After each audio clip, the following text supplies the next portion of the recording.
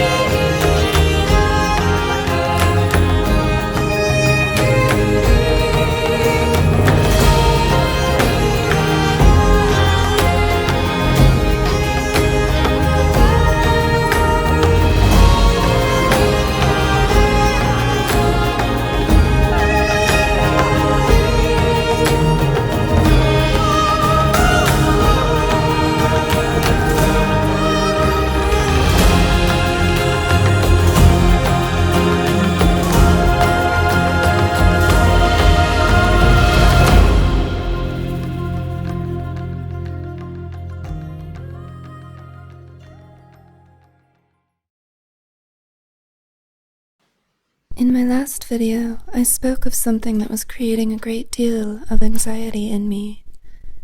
I was going on a journey, one that I should have simply been thrilled to go on. I was going to the wild and wind-swept Scottish Highlands for a magical art workshop with a group of other women, none of whom I had ever met before. It seemed as if I had been carried away, not to a faraway country, but a far-off dream.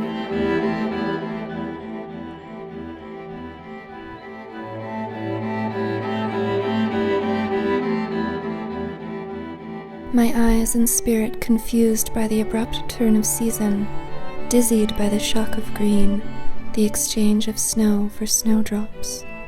The ancient sentinels, moss-bearded, fern-footed, yew, Scots pine, and oak, all lent themselves to the illusion that I had tumbled through time and imaginal space into the other world. There was something so young, so vulnerable and innocent about the gentle patchwork hills, dotted with clouds of sheep. Yet the storybook stone bridges and castles, being slowly and sublimely consumed by lichen, the light pale gold and made phantasmal by the ever-present mist that hung like a ghost in the air, all pointed towards something chimerical and haunted. Walking the liminal line between craggy shore and briny sea, I often found myself disoriented in the boundary between myth and reality. This was a place where sirens sing and fairies play.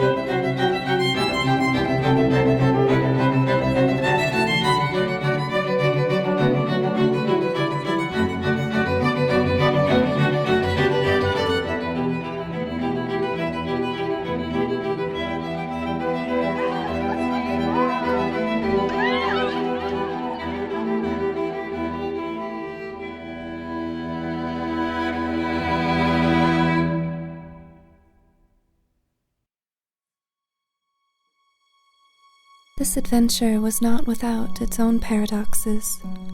There I was, living a childhood dream of stepping through a portal to find myself in a fairy tale world while in the company of other artistic women, all of whom contributed to an immersive and romantic waking dream in their own beautiful ways. We wore our most extravagant frocks and gowns, stays and cloaks, the garments I think we all quietly wished would not invite sideways glances and raised eyebrows if we were to wear them in our everyday lives. We shape-shifted into myths of our own making. I even tried on a new name for these 10 days, one which I am now thinking of making permanent. We feasted nightly on decadent meals crafted by a local chef and her daughter. The evenings melted into long nights of games, stories, and delirious laughter, though I always retired shortly after dinner, as I felt my social and lingual reservoir emptied at the end of each day. We created art, both together and in solitude. We took blustery seaside walks. Many planned and took photographs of one another, and all the while we were free from access to the internet and phone reception.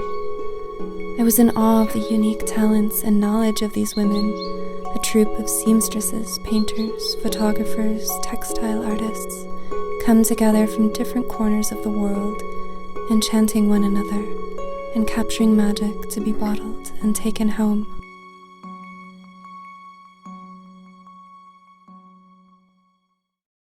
And yet, I must admit, this dream was hounded by my own inner demons. It may be unfashionable to say, but traveling is not easy for me, especially without the company and support of a familiar face. Navigating airports with their obtrusive sights, sounds, and smells, finding and catching connecting flights, finding my way in an unfamiliar city, and asking for help should I need it. All of these things come at a great physical and emotional cost to me. Traveling alone makes me feel like a small, wild animal who has found herself standing petrified in the middle of a multi-lane road, cars whipping violently by. Harder still is socializing with strangers, and even more so in a group. All my life, I have felt I am a strange creature. I imagine a changeling, not knowing that is what they are, might feel very similarly to how I do when I am among people. A clumsy imitation, just passing as human. I realize how privileged I am to have taken this journey, and I am forever grateful and changed by it. But I struggle to experience one feeling at a time, and everything for me carries nuance, and so it was a difficult question for me to answer when I came home and I was asked how my trip was. I wanted so badly to just say what everyone expected, that it was beautiful and every moment was marvelous. Perhaps more accurate is that it filled me with awe and magic. Awe as it was once spoken, bearing the connotation of both fear and adoration, and magic, the kind that requires offerings in exchange for enchantment. This journey to Scotland was a portal into a magic realm. It was beautiful and confronting and difficult. I laughed, I wept, I felt lonely, and I felt and witnessed community. It revealed to me more about myself than I am ready to speak, and indeed more than I yet fully understand. Travel is not easy for me, and yet I love it. Socializing is not easy for me, and yet at times I can wish to step outside of my frequent solitude from people. We can find painful the very things that we find life-giving.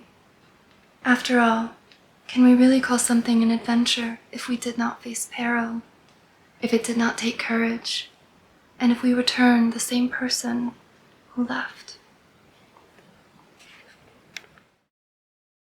Among the brave commanders, while these Highland roads have conquered all my enemies, on land and on the sea.